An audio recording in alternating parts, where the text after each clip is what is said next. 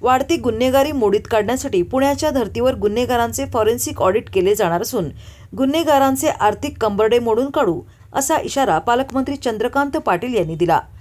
आता गुन्हेगारांच्या जागा, जमिनी, संपत्ती यांची माहिती घेऊन आर्थिक गुन्हे शाखेकडून चौकशी करून ही माहिती ईडीकडे पाठवली जाणार असून त्याच्या मागे ईडी लावून गुन्हेगारांचे आर्थिक कंबरडे मोडू असा इशाराही देण्यात आला। याचबरोबर दिलेली शस्त्र लायसन्सची तपासणी, अनावश्यक परवाने रद्द करणे, नव्याने लायसन्स देताना कठोर नियम लावणे याबरोबर रेकॉर्डवरील गुन्हेगारांना पोलीस ठाण्यात हजेरी लावण्यासह अनेक गुन्हे असणाऱ्यांवर हद्दपार मोका यांचा कारवाईचा गठ्ठा भविष्यात दिसेल असेही चंद्रकांत पाटील यांनी सांगितले।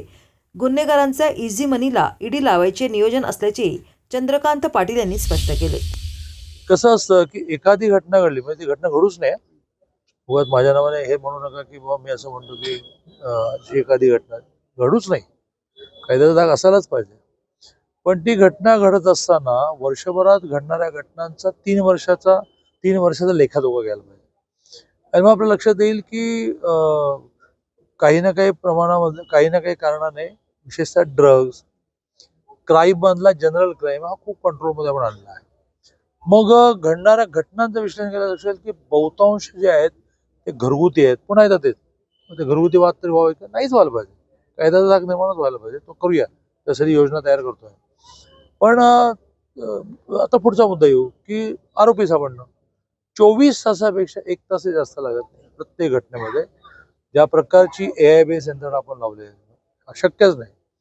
दाग निर्माण करण्यासाठी मोठ्या प्रमाणावर 3 गोष्टी सुरू केलेल्या आहेत। एक तर सगळ्यांच्या शस्त्रांची लायसन्सेस चेक करणं सुरू केलं आहे, अनावश्यक लायसन्सेस रद्द करणं, काढून घेणार त्यांची लायसन्सेस, नवीन लायसन्स देताना 300 वेळा विचार करणं, एकदा दोनदा नाही, हे पाहिजे कशासाठी, इतकी मोठी सुरक्षा आहे। जे रेकॉर्डवरचे आहेत त्यांना आता रेग्युलर हजेरी सुरू करा, तुम्ही या पोलीस स्टेशनमध्ये दिवसभर बसा, इथला चहा प्या तुम्ही। ज्यांच्यावरचे गुन्हे बऱ्यापैकी साचले त्यांना मोका लावणं सुरू झालं। ईश्वरपूरमध्ये केवढ्या मोठ्या टीमला आपण लावलं, त्याची एक प्रोसेस आहे, ती पूर्ण नाही केली तर कोर्टात जाऊन स्टे मिळतो। अतिशय शांत डोक्याने 1-2-3 ऑफिसर त्याची प्रोसेस पूर्ण करतायत।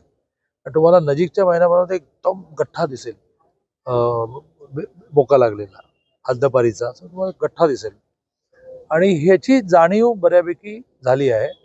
जसं पुण्यामध्ये आपण केलं त्याचा पुढचा टप्पा पुणे इथे करू, तो आहे की ही सगळी मंडळी पैसे इझी मनीमुळे मोठी झाली, तर यांच्या इझी मनीलाच ईडी लावायची पुण्यात सुरू केलं।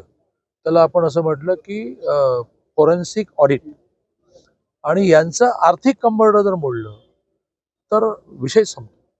यांच्याकडे पैसे कुठून येतात मुलांना पैसे द्यायला, अंडर 18ला पैसे द्यायला। आणि एक मोठा विषय चाललाय ज्याचा देश पातळीवर विचार व्हायला लागेल की अंडर 18 मोठ्या प्रमाणात वापरलं जातं, आणि आपल्या कायद्यामध्ये तो संज्ञान नसल्यामुळे त्याला फक्त आपण रिमांडमध्ये पाठवतो।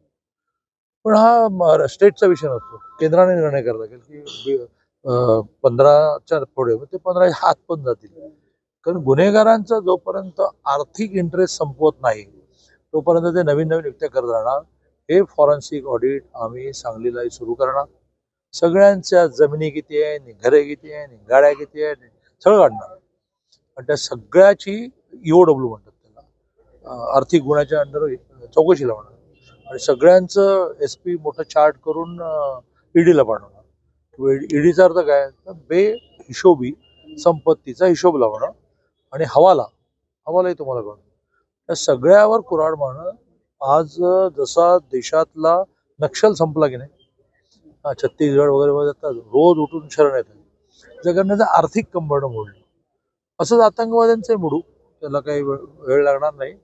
अशी कुठेतरी गर्दीच्या ठिकाणी घटना घडवणं याच्यामध्ये काळजी घेतलीच पाहिजे, पण त्याचं आता रिटालिएशन तुम्हाला बघायला मिळेल। पुलवामाचं पाहिलं आपण रिटालिएशन, तर हळूहळू आतंकवाद्यांमध्ये, नक्षलवाद्यांमध्ये, लोकल गुंडांमध्ये एक दहशत निर्माण करणं की सरळ जगा नाही तर तुम्हाला जगता येणार नाही, अशी व्यवस्था करू। चला।